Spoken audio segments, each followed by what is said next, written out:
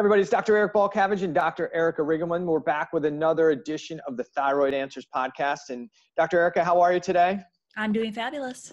You know that we have a very special guest on today, and she was one of her book, The Paleo Approach, was like one of the earliest resources when I got into functional medicine to try and help my patients understand what the heck they were supposed to be doing and eating and how all this thing came about.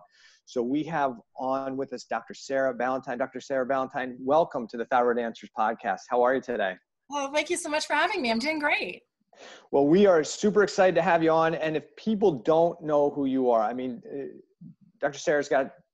She's an award-winning speaker, right? She's got a number of books. I think you got 4 or 5 books out by now, right? I'm not sure how you do it. Soon to be 5. Soon to be 5.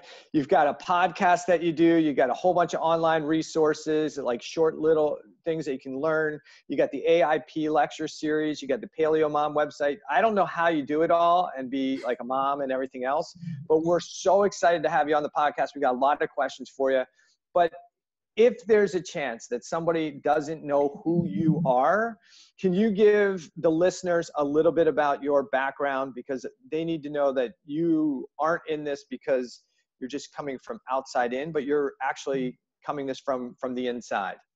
Yeah, I'd love to. So I actually was a medical researcher, and I was a hypothyroid sufferer. And I learned probably 3 decades after my symptoms started that I have Hashimoto's thyroiditis. So I pretty much struggled through growing up, all of my teenage years, my 20s, my early 30s, going to graduate school, doing a PhD in medical biophysics, doing postdoctoral research in very high profile, super intense laboratory environments. And I struggled with my health through all of that. So I'm one of those people who, and I think probably a lot of listeners can relate, feeling terrible all of the time was so much my normal that it actually made me like more stubborn and more ambitious. So I'm one of those people who, because I was always tired, because I always had joint pain, because I always had GI issues, because I always had just minor depression, minor anxiety, just always at the surface. I had frequent migraines.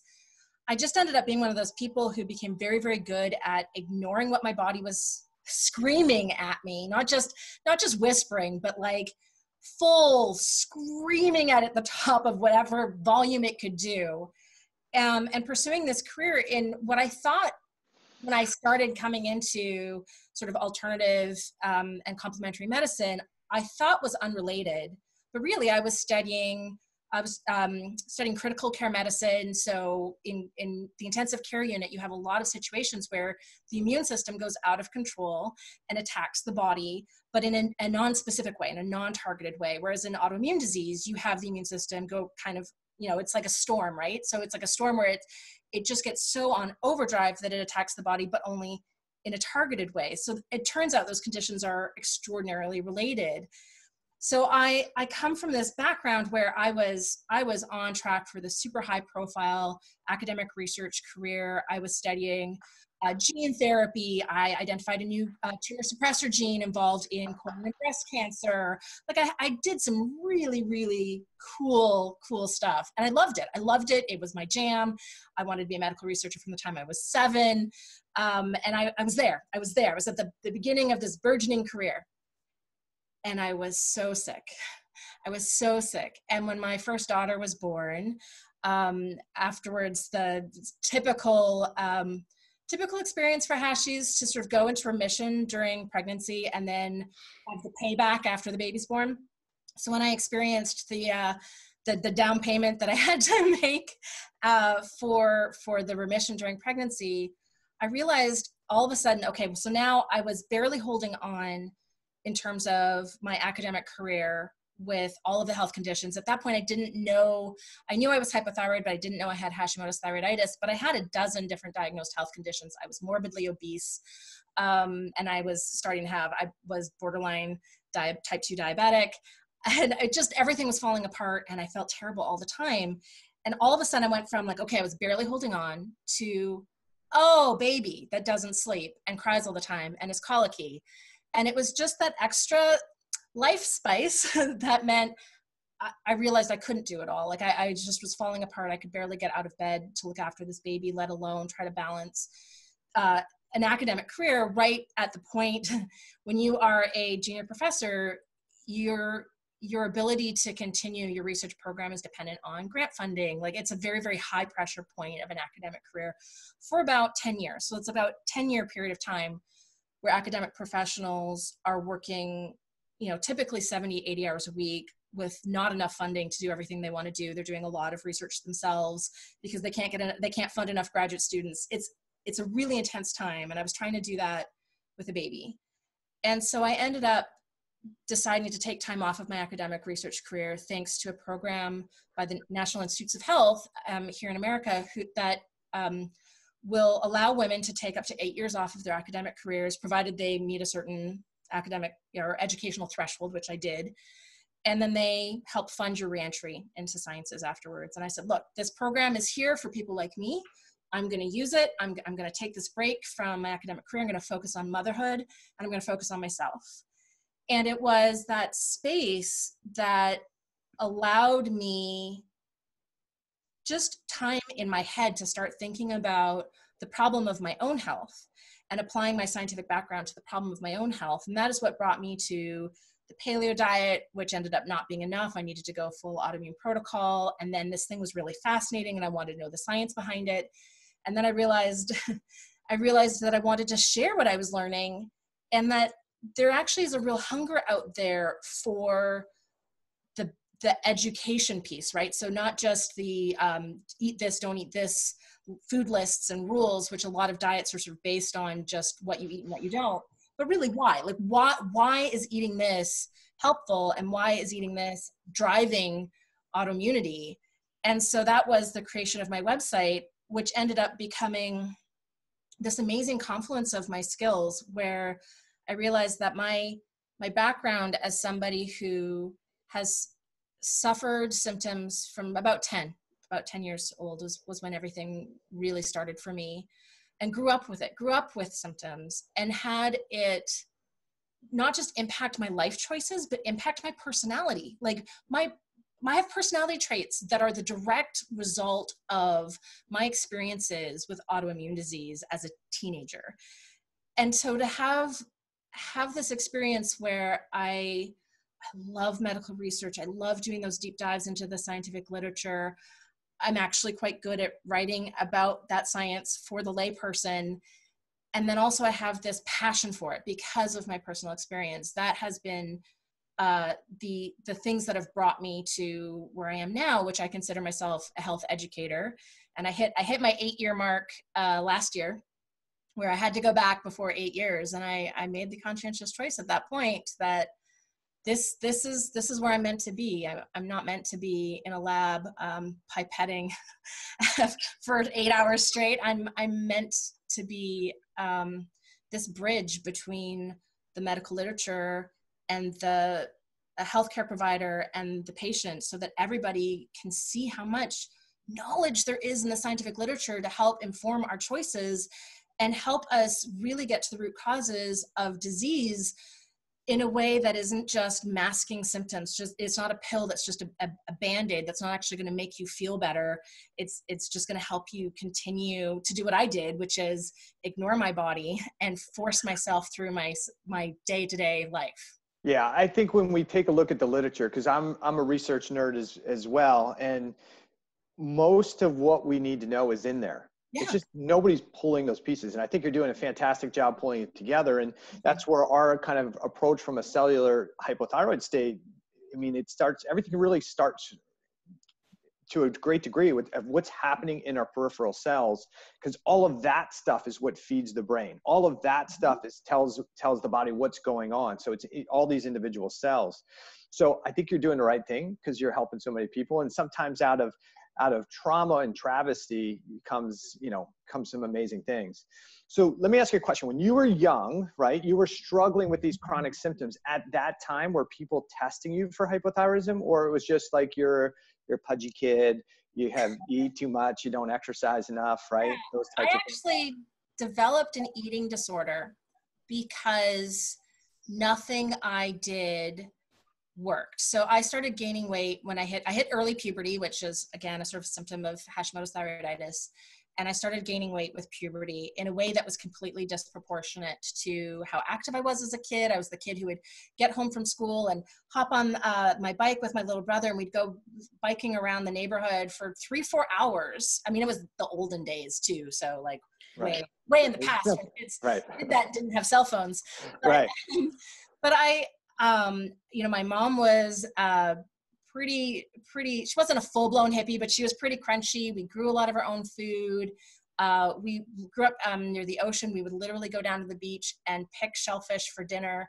There was a lot of things in my upbringing that are things that I really espouse now, because its focus on wild edibles and, the most nutrient-dense foods that we can possibly find.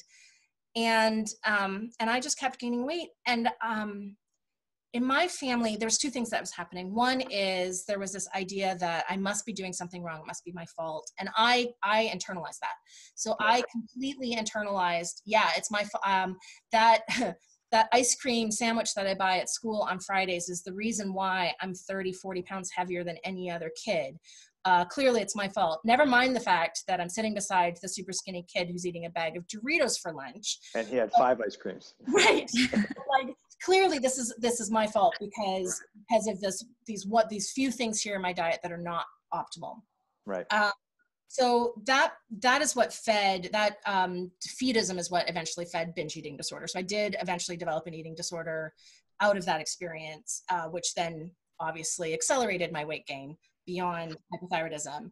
But I had this other aspect of celiac disease and hypothyroidism run in my family, and a lot of undiagnosed, or what has since been diagnosed. Right. And so those types of symptoms were normalized in my family. There was this, you fall asleep every time you get in the car. It's just like your Uncle Bob, or, oh yeah, all of us have GI issues when we travel, or, oh, you've got the family constipation gene. Like it really was all of the things that were not normal that in a more robust family would have been highlighted. They were so normalized in my family. I never thought to tell a doctor until I was off at grad school. And that was when things started, the wheels started to fall off the cart more. I developed adult onset asthma that was so severe I was coughing up blood, and I was put on very high doses of prednisone for months and apartment bound, and it probably tangential to a hypothyroid flare, but not recognized at the time. And that was when doctors started testing me and testing my thyroid. But of course, having a look at T4 and TSH, that's it. And I didn't have antibodies measured until after I was actually feeling better with diet changes and lifestyle changes. And through that part of my journey, found functional medicine and found a functional medicine practitioner to actually do a full thyroid panel.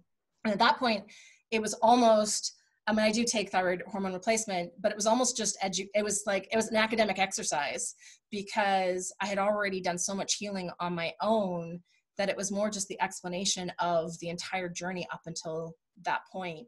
But I had 3 blood tests, 2 in my 20s and 1 in my early 30s, where a doctor said, oh yeah, your thyroid levels are a bit low. We'll keep an eye on it. That was it. We'll keep an eye on it. No follow-up testing. No, let's do a full thyroid panel. And no, not really keeping an eye on it either. It was, I was gaining weight. Again, granted, I did have binge eating disorder, but I would sort of go through these periods of time where I would keep everything, just gritting my teeth, keep my food intake really, really measured, and not lose weight. And so that was what caught my doctor's attention at the time. And it just turned into more blame, right? So, well, it's, your TSH isn't 14, so clearly there's no reason to pursue this any further.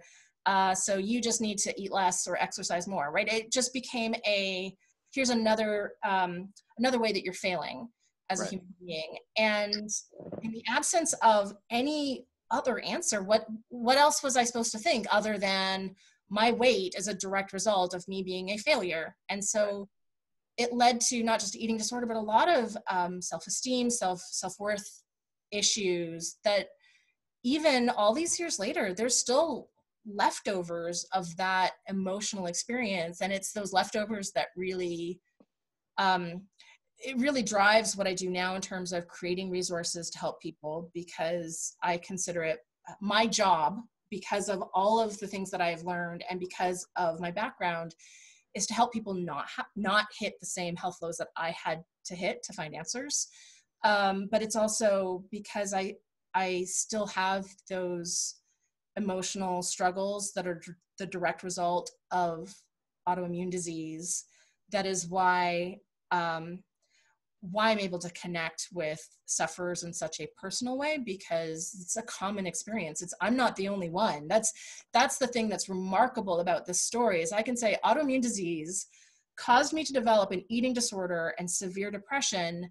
And that's like everybody. That is the experience. That is what we all go through. We all go through doctors telling us that it's all in our head, we're crazy. Oh, you're just stressed. And especially women, which of course is 2/3 of autoimmune sufferers.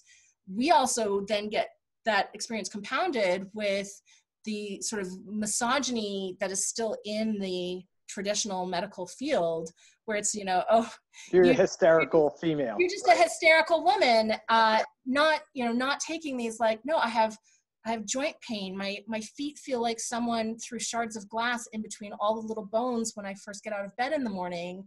Like that's not right. And when you have enough doctors tell you that it's just in your head, you start to believe it. Yeah. And unfortunately, a lot of patients are told that. And then they, just like with your upbringing, they don't realize that those symptoms were warning signs. They just think, oh, it must be because I'm doing this or that. And they suppress that stuff. But I can tell you that your mission and your passion is making an impact in people.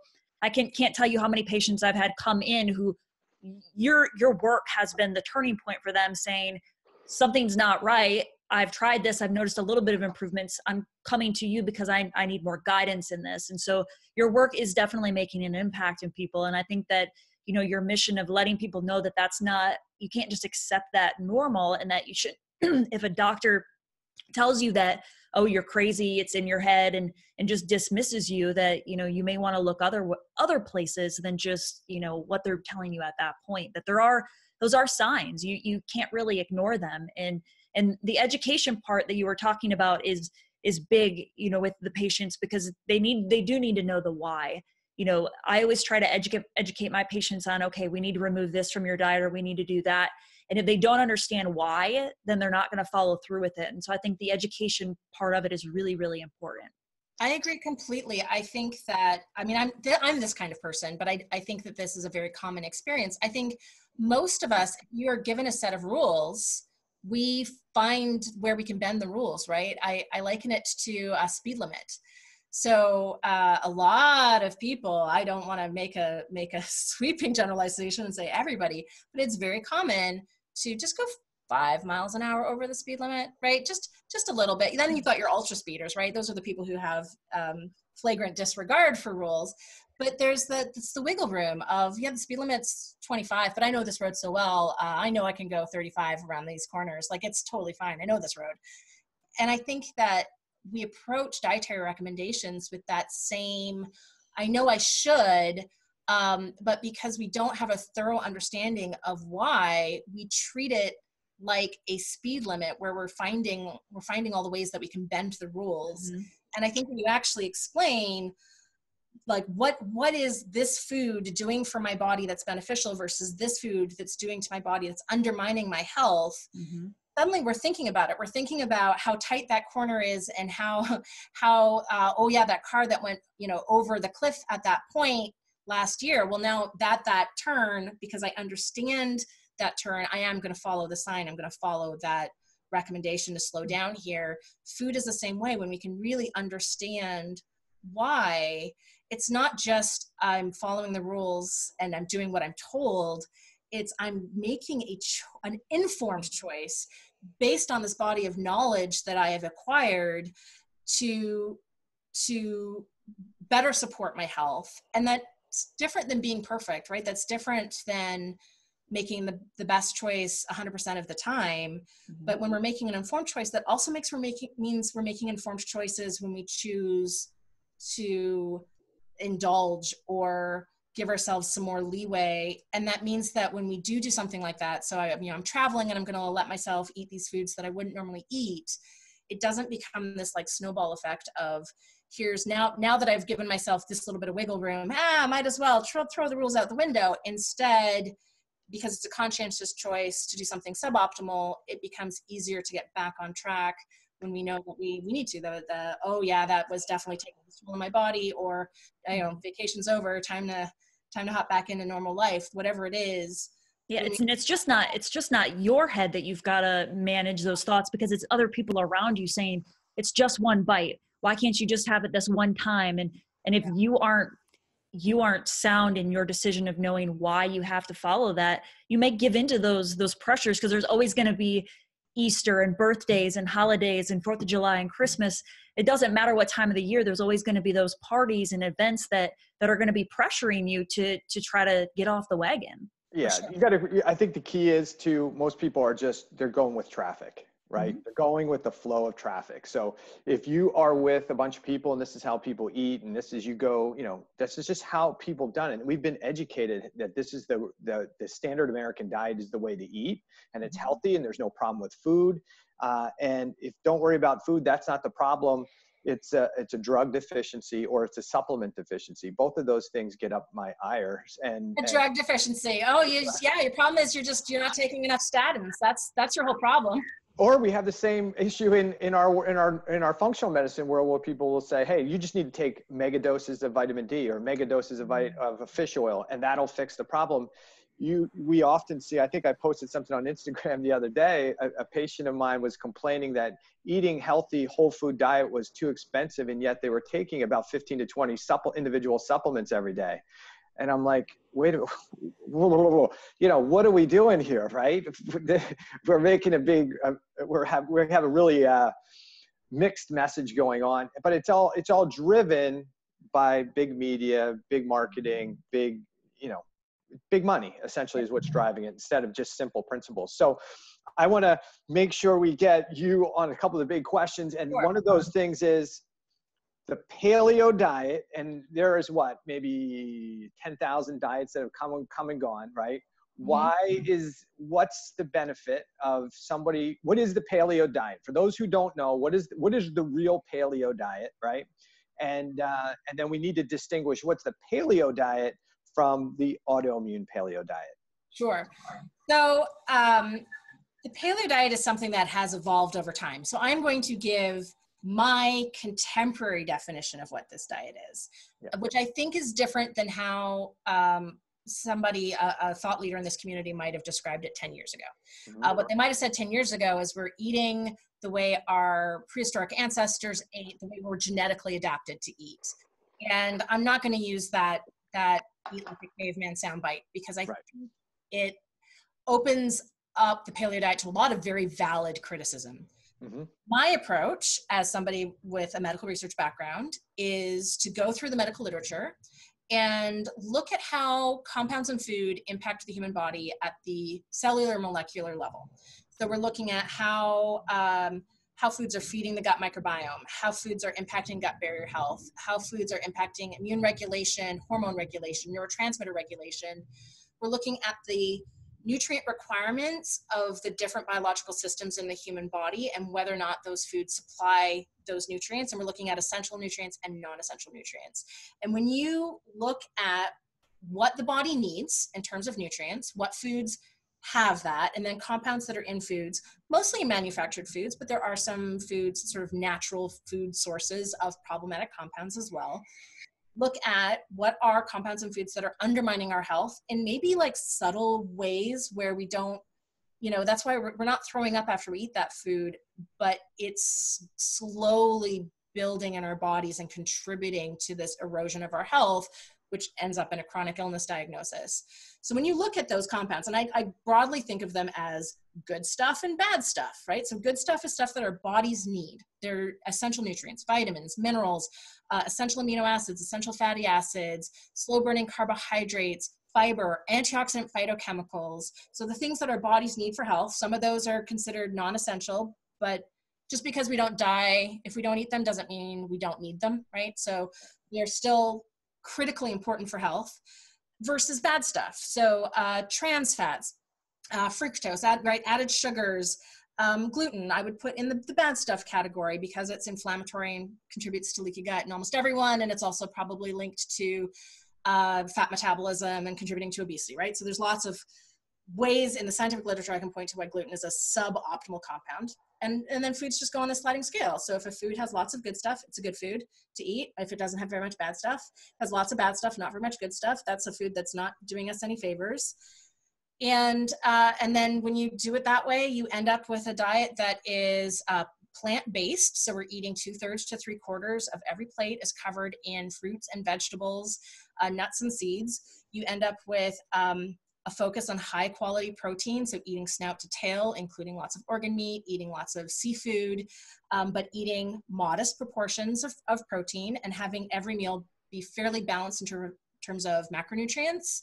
So I usually say 30, 30, 40, and whether fat or carbs is the 40 doesn't really matter. And then it's micronutrient sufficient. So we're looking at getting all of the nutrients that our bodies need to be optimally healthy from our food. So that's the paleo diet. Where the autoimmune protocol differs is recognizing that people with autoimmune disease are a more sensitive population. So we are not going to be able to tolerate the same small amounts of problematic compounds for the sake of some beneficial compounds in a food, the way somebody who has more robust genetics and fewer environmental exposures are. So where the difference is basically where we draw the line with everything in between. So there's the obvious wins, right? Shellfish, fish, most vegetables. There's the obvious lose foods, right? So like gluten-containing grains, soy, peanuts. There's a lot of foods that fall in between, like tomatoes. Tomatoes have a lot of really compelling nutrients and also some incredibly inflammatory compounds. So on the autoimmune protocol, what we do is we just say, well, look, we can't tolerate these inflammatory compounds for the sake of all this lycopene. So we're going to take this food that would otherwise be paleo, and we're going to eliminate it. And we're going to focus even more so on these sort of nutrient-dense superstar foods like cruciferous vegetables and mushrooms and shellfish and liver and other organ meat.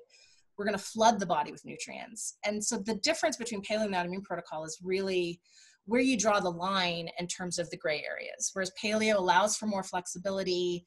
And certainly they both templates respect bioindividuality, but the paleo diet assumes that you are more robust, and the autoimmune protocol assumes that you're more sensitive. The autoimmune protocol still has this ability to play with these foods that are eliminated. So there's what's called reintroductions, where you test your individual tolerance to the eliminated foods to see what really is driving disease activity versus, some of these foods really do have compelling nutrition. There's a lot of really compelling reasons for reintroducing them if they're tolerated, but we just cut out everything that might be driving disease activity to just basically detoxify the body of all of those compounds, flood it with nutrients, work on the lifestyle factors that are also inputs to health, and give our bodies it's just the space, right? It's the opportunity to just take a breath and relax and go, aha, yeah, I don't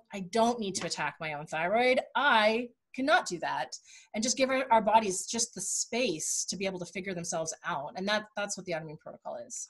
So, we talk about this on the podcast all the time. Some form of cellular stress triggers an inflammatory mechanism, or what we call a cell danger response. And then the immune system becomes a little bit more upregulated. It's looking for more bad guys, right? So the paleo diet, if we're just going to say it, it's not a meat, it's not the carnivore diet, right? It's not just meat and fat, right? It is really not low carb. Like the standard paleo diet is pretty balanced and it's nutrient focused. Right. I think what we see in the functional medicine space sometimes is we've circled the wagons and we shoot in, right? Everybody wants to have their version of my vegetarian's better than this. And listen, eat real food. And I think what you're saying in the paleo diet, and especially in your book, is hey, eat more real whole food and kind of eat them in balanced proportions. You don't have to be keto to be healthy. You don't have to be this to be, just eat more real food. And if the diet's centered around eating more real healthy food, you're probably going to be healthier. If that's not working as well as you want it to do, and you already know you have chronic autoimmune issues, then you get into this, hey, let's let's remove some of those foods that in some people can be more problematic, and let's just kind of minimize those, let the body heal and repair, and then we start bringing some of those things back and see how you tolerate them. And in the meantime, we've got to work on what are all the other stressors, right? Triggering. Or exposures or underlying infections, right? There's a lot of, and this is where I think what your messaging is so consistent with mine, because my research and my education is focused on diet and lifestyle. Mm-hmm. But that can only get you so far. If you're dealing with, sleep. I mean, you wrote a great thing on sleep, right? If you're not getting sleep, that creates chronic inflammation. If you're mouth breathing at night, you're creating cell hypoxia, which deactivates thyroid hormone locally. So, I mean, there's all those little pieces. You can't just be, I'm gluten free. Life's going to be fixed, right? The dietary piece is a huge potential piece, but it's not the piece. Right? I think it needs to be dialed in order to unmask what else needs to be addressed. So I think in functional medicine, for example, because I see the autoimmune protocol as a tool for functional medicine. Yep. I know functional medicine specialists who, when their patients come in with autoimmune disease, the first thing they do is say, okay, we're just going to do a month of AIP, and then we're going to see what's not addressed, and then we're going to do testing. And it's because you can, some people can get all the way there with just diet and lifestyle changes, right? Like some people get 100% of the way there, but see how far that can get you before you need to sink in how much money in, right? Well, maybe you have small intestinal bacterial overgrowth that's unlikely to get better without intervention. Maybe you have H. pylori, maybe you have Lyme disease, maybe you have some kind of problem with your detoxification systems. Maybe you've had some kind of toxic environmental exposure, right? Those things might be somewhat mitigated by changes to diet and lifestyle, but are unlikely to be fixed, and they're going to continue to drive disease activity, which is where functional approaches to medicine, or integrative approaches to medicine, however you want to term it, and the autoimmune protocol come together. And that's why I see them as being sort of complementary to each other. I think it's part of almost everybody's protocols, starting with that. Yeah. So let's say that somebody goes on an autoimmune protocol. They remove all those more bad foods that they're creating issues in the body, and they remove them out. How long of a time should somebody be on that? I often get patients, their first question when you make a suggestion that they've got to remove some of those foods is, do I have to do this forever? And so how long of a period of time should somebody have those removed from the diet before they attempt to add them back in?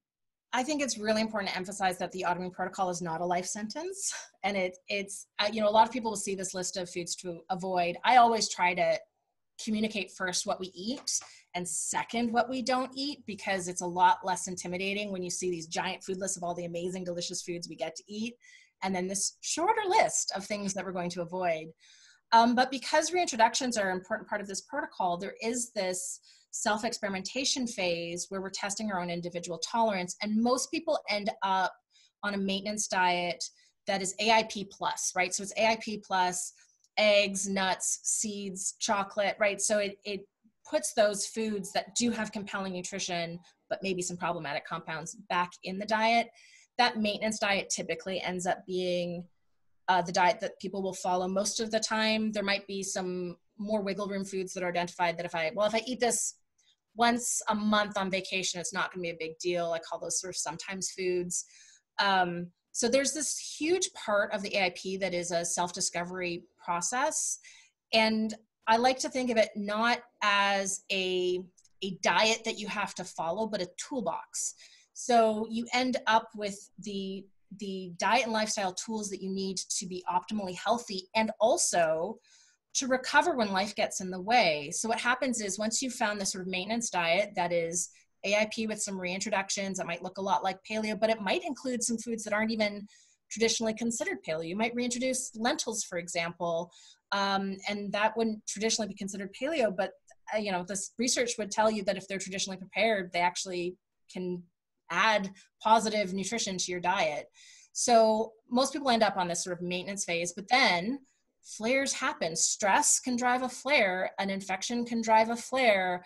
A we don't have control over things, right? A death in the family, moving, something that happens that erodes your sleep quality, a change in your job, a change in your shifts that you're working. Teenagers are horrible for autoimmune disease. I can say this because I'm about to have one in the house. Right. But what the autoimmune protocol does is it gives you those tools to go, okay, I'm going through all this stuff because of something that's outside of my control. Now's when I tighten things up for a little while. And so I think that because we have this toolbox, part of the autoimmune protocol is getting to reintroductions. So people get afraid of them. So you have these two things, right? So you have this, I don't want to do this if I have to do it for too long. Tell me what's the minimum amount of time I have to do this. Mm-hmm. Then you get well, no, I feel so much better eating this way. I don't want to try those reintroductions. I'm scared of them. And sometimes it's the same person who goes through that journey from, I don't want to do this, to a month later going, no, I'm never doing reintroductions.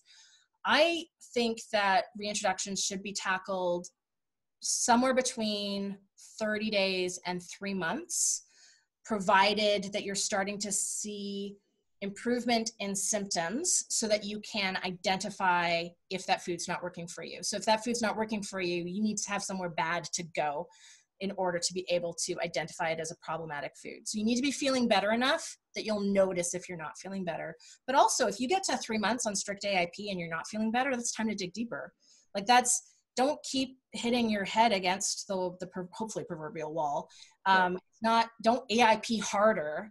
Don't cut more things out. Do some smart testing, work with a functional medicine practitioner to dig deep and look at what are things that are going on in your body that food can't fix, because food can't fix everything.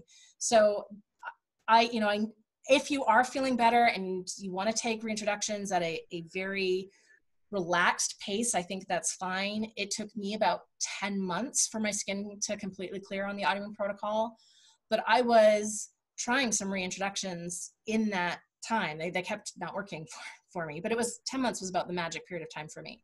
That's long. Skin tends to be longer. Most people will feel better faster than that. And I think it's really important to go into the autoimmune protocol knowing that reintroductions are a really important part of it. That's the part where you really understand your body. Even if they don't go well, that's really empowering information that you have now. And if they do go well, that's an amazing new delicious food that you can include in your diet from now on. And I think that we have both the two things where we want to rush it. We're not actually feeling well enough to be able to identify if the food's not working, and we're jumping the gun into reintroductions. But then we also have that fear of reintroductions where we wait too long. And just from an elimination and challenge perspective, that 1 to 3 month mark is ideal for identifying food interactions. So the way an elimination and challenge diet works is you literally down-regulate the regulatory mechanisms in the immune system. So the things that are constraining a response to that food die down faster than the effector cells, right? The cells that are driving the reaction. So when you consume a food in that window, the reaction's magnified, which makes it easy to identify. It also makes it frustrating when it's there, but it makes it the easiest period of time to really identify if that food is working for you or not. So there's really compelling reasons to try reintroductions on, I think, a shorter time scale than a lot of people right now are doing them at. So what do you feel for most people when they're trying to reintroduce food? What's the best way to do it? Is there a time frame of eating the certain food for certain days in a row, not eating it? What have you seen? Because I think we probably all have a similar approach, but just so the listeners get it. Yeah, so I recommend a hybrid approach between a food sensitivity challenge and a food allergy challenge, but like standard protocols that an allergist would use, whether they suspected a sensitivity or an allergy. So you take a day to challenge one food. You have an incredibly infinitesimal amount to start with. And this is because of allergies, right? So you end up being very cautious initially because if it's an allergic reaction and that allergic reaction is going to be big, that's like call 911 and get an EpiPen time. So you want to be cautious. You wait 5 to 10 minutes because an allergy is fast. An allergy is going to be really fast. So then, and then also an allergy sensitizes quickly. So that first little bit is to sensitize. And then you have a teaspoon, a bite, a nibble, right? Depending on the food, you're scaling in relation to what a whole serving would be. And then you wait an hour, and then you have a whole serving. And then you could even, so you really need to have it at least 3 times, getting a little bit more each time in a single day. And then you wait.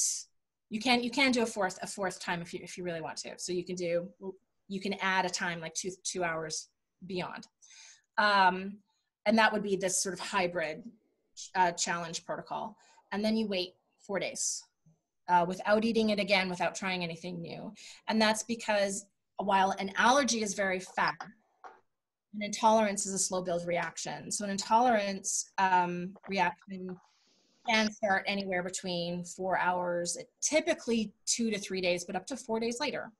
And so you really want to give yourself that period of time. And it's why mild reactions can be really challenging to identify. It's really easy to say, well, no, I'm tired and grumpy today because I didn't sleep well last night. Oh, but you might be tired and grumpy because you're having an immune reaction to that food you challenged 2 days ago. So definitely also, like, don't challenge a food when you're stressed, when you're feeling under the weather for whatever reason. You want to do it in a sort of a time where you have a lot of control and you're going to be able to identify those symptoms. So I sort of suggest, new food every 4 days, which is slow going typically. But that's sort of like the optimal procedure for being able, the whole idea is to be able to identify if that food is working for you or not. At the end of 4 days, if you haven't had any symptoms crop up, and I definitely recommend doing this with a journal, go for it. That's when you can start adding it regularly. Every once in a while, there will be a food that, especially when they're not triggering immune responses, but they're triggering other effects. So maybe they're negatively impacting gut microbiome composition. They're skewing your microbiome in a way that's not working for you, where they look like they work on that initial challenge. And it's when it starts becoming a daily food that you can just sort of see your health kind of like slide backwards, right? And it's just this erosion. And that's where, again, a food and symptom journal through the entire reintroduction phase can be really helpful, because you can go, well, no, wait, like, when did I start waking up in the morning with a headache? Let's go back. When did that actually start? What was the food that I started eating regularly back then? It's much, much easier to do that if you have a written record than if you don't. So every once in a while, there can be a food that doesn't really cause a problem until it becomes a daily food. But I would say most often, if you're going through reintroductions methodically, you'll be able to identify a problematic food within those 4 days of challenge. Great. So what do you think if a person is new, if they're struggling with chronic symptomatology, right? Mm-hmm. Haven't been diagnosed hypothyroid, they're told, it's the kind of classic thing. They have all the symptoms. Their lab tests are normal. We won't get into the argument as to why those tests are normal, but we will just say that, hey, they're struggling. Where do you see most people should start? I'm pretty sure I know your answer already, but I'll let you kind of answer that already. I'm struggling. My health's not where I want to be. Where should somebody really start? I mean, I think my answer is a little bit dependent on where they are right now. So let's assume a person who's eating a standard American diet, who feels terrible, who has fatigue and joint pain and just feels crummy all the time, but doesn't have a diagnosis. All their tests are coming back, right, normal, doesn't have an explanation. That's a really tough place to be, to not have a name for what you're going through. And I want to emphasize, though, that if you get your diagnosis, that's all it is. It's a name. It's a name for explaining your symptoms. It's not going to change how you feel to have that name. And it's not going to change what the best practices are moving forward. And how amazing would it be to be able to reverse your disease before you even get a diagnosis? Like, that's actually the prime time too, is the earlier you intervene with diet and lifestyle, the higher the potential of full remission. So the higher the potential for all of your symptoms reversing and your life to be like magical unicorns and rainbows ever after. Right. That's what happens, right? So my recommendation is a focus on, let's say 5 things. Nutrient sufficiency first and foremost. So nutrient sufficiency means that we're getting all of the essential and non-essential nutrients that we need from food. That is going to necessitate, for most people eating a standard American diet, pretty big shift in their diet. They're going to start eating 10 times more vegetables than they're eating now. They're going to go from half a serving a day or 1 serving a day to 8 to 10. They're going to start eating more seafood. And instead of eating an average of 16 pounds of seafood a year, which is what the average American eats, it's going to be more like 50 or 100 pounds. Starting to plug into the local food movement, going to farmers markets, going to change where you shop. In that focus, you can just let those nutrient-dense foods displace the stuff that wasn't helping you, right? So you can just, well, no, wait, instead of having a dinner roll, I'm going to have a sweet potato. You can just let those nutrient-dense foods slowly, like, outcompete the terrible stuff. But that is the second focus, is on eliminating at least the most problematic foods. So for anyone who's just really feeling crummy and might think they're somewhere on the autoimmune disease spectrum, I would recommend gluten-free, dairy-free, and soy-free as a bare minimum. Bare minimum. From there, obviously, there's a lot more eliminations on the autoimmune protocol, but you can take steps towards the AIP. So instead of doing full AIP and then methodically reintroducing, you can actually, if you're not in a situation where your disease is life-threatening, if you're not in a situation where it's so eroding your quality of life that you can't function, which is where a lot of people are when they start the AIP, you can flip the protocol where you focus on the nutrient density piece and the lifestyles. Those are the other things that I'm going to get to. And then in terms of eliminations, eliminate the most likely culprits that are almost certainly not working for you. And then you can go, all right, I still need more. What am I still eating that might be a problem? Okay, I'll eliminate that.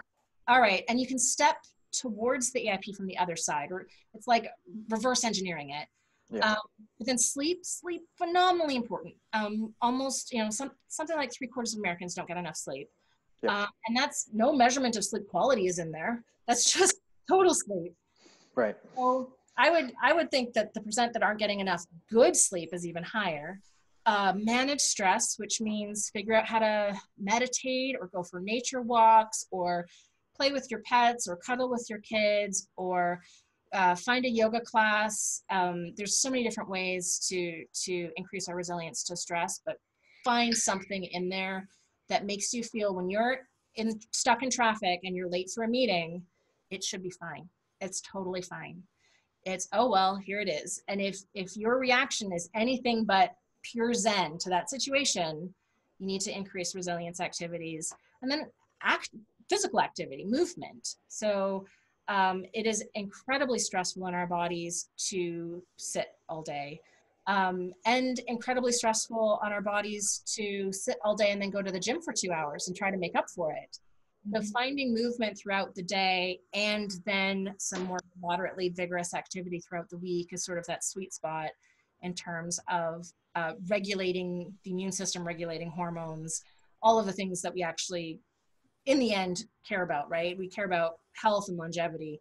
So all of those things are maximized by constant movement throughout the day and then a moderate level of physical activity, not intense, strenuous, like not endurance activity that actually undermines our health in a lot of ways. So finding that sweet spot of activity. And so that's a heavy focus on lifestyle and a heavy focus on nutrient density. And then eliminations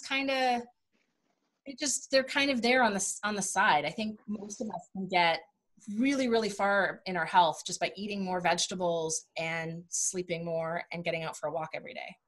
Yeah. And I think that's, it's a continual theme that we talk about in the podcast is diet, lifestyle, sleep, activity, exercise, doing those things that in a way that they're beneficial. You're never going to get rid of all the stress, but what you're trying to do is really balance the stress, right? So with the stuff that's kind of creates more what we call negative stress, you need to balance some things with positive stress. So I think that's good. I'm pretty sure you were going to take that nutrition road down, or it was, which is, hey, really the place to start is eat better food. I mean, just keep it. Don't be so, I can't do it because that's so restrictive that look, just spend the initial part eating better food, working on sleep quality, get a bit more active. So all those foundational things you said are the things that are common themes on this podcast. So I'm glad you kind of brought those in. And unfortunately, we're getting towards the time of our time. We could probably geek out here for another 2-3 hours if everything was going well. But I know Dr. Erica's got places to go. You have things to do, and maybe we can get you back on the podcast. Yeah. I know you have. I know you got something else coming up in the works.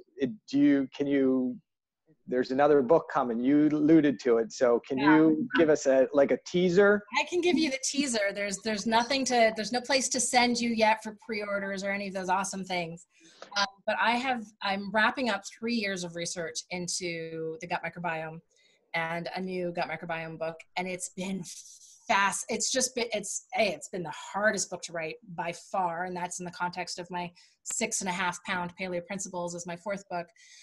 So this book, it's been a huge challenge, in part because there's a lot of researchers that dabble in microbiome research and they don't necessarily talk to each other. They're not publishing in the same journals. They're not going to the same conferences. So the research is even more scattered than the sort of normal diet research is. So that makes it really hard to sort of, I feel like an investigative reporter trying to find these papers to draw the actual information out. But it's been super exciting because one of the things that I chose to do with this book was build a diet from the ground up based on the impact on the gut microbiome. And what's fascinating is, you know what it looks like? Kind of like with a few foods that maybe should be receive a little bit lower emphasis, and a few foods that maybe should receive a little bit higher emphasis. There are, right, so like gluten-free oats are like strangely they're a gluten cross reactor, so they're not going to work for a lot of people with autoimmune disease, but they are very beneficial for the microbiome. But those fiber types you can get from mushrooms, right? So there's these interesting places to have discussion around these sort of gut microbiome superfoods, but it's been fascinating, and I'm really excited about it. So hopefully it'll be out late 2019 or early 2020. I'm really at sort of the tail end of writing now, but it's been exciting, and it's been a really fun topic to research and educate myself about and do this deep dive into. And I'm finding so much information that nobody is talking about in not just conventional medicine, but in alternative medicine, complementary medicine. Like, this is information that has not permeated into the general public in any way whatsoever. And I'm really excited to bring that to the fore. Yeah, I'm excited to see it. I'm in the process of trying to get my book finished, and same thing. You look at the different research that's going out there by different people, and then you start to talk to those researchers and you say, hey, what about this? And they're like, I have no idea anything about that. Well, what do you mean you don't have anything about that? Because this is, no, because I don't do it, right? Next question to explore? No, because they're so tunnel vision on what they're doing, right? And you can't blame them. No, not at all. So as a sort of final note, I mean, this is where human knowledge is at, is we understand all the big picture stuff generally. So in order to advance human knowledge, which is what scientific researchers, medical researchers are doing, is we need to get into finer and finer detail. So you have a researcher who dedicates their entire research career to understanding what one protein does within one cell type. And that's super important information to understand. But that protein binds with another receptor that binds with another protein that another lab is studying, and they might never talk to each other. Right. And so it's not a failure of scientists to follow the path that we want them to follow in terms of expanding human knowledge. It's a failure of the communication between what scientists are devoting their entire lives to understanding. And this just lack of, we need a whole community of people whose job it is to read science from different fields and put those pieces of the puzzle together for the public. So it's really a failure of, or it's just a complete lack of people like us who read the science and then put these pieces together and communicate it for the general public. And that's what we really need more of. We really need more sort of not just science writers, but people who are critically looking at the full body of scientific evidence to understand the consensus, to really dive into the nuance of dissent and be able to communicate that big picture in a way that is actionable for the average American person in Western human being. Right. And I think that's perfect. And that's exactly what we need to do. And I'll tell you what, if I ask one more question or say one more thing, we'll be on here for another hour. And I know everybody's got big places to go. So Dr. Sarah Ballantyne, thank you so much. For anybody who wants to find out more, go to the Paleo Mom website, go listen to the Paleo Mom podcast or the Paleo View podcast, pick up any one of her books. She's got plenty of great resources on there. I'll put them all in there with the podcast. And I will be, if we can, we'll be reaching out to you and get you back on here sometime soon to finish our conversation, because I only asked 2 of my questions. So, I want to go through the other 8 questions. Right. I'll have more by that time. All right. So we'll sign off, everybody. Thank you so much, Dr. Erica. Thanks for coming on. And Dr. Sarah, thank you so much. Take care, everybody. If you have any questions, put them wherever you see the podcast, or, reach out to us and we'll be more than happy to answer. Thank you so much for coming on. Everybody have a great day. Okay. Yeah, you too.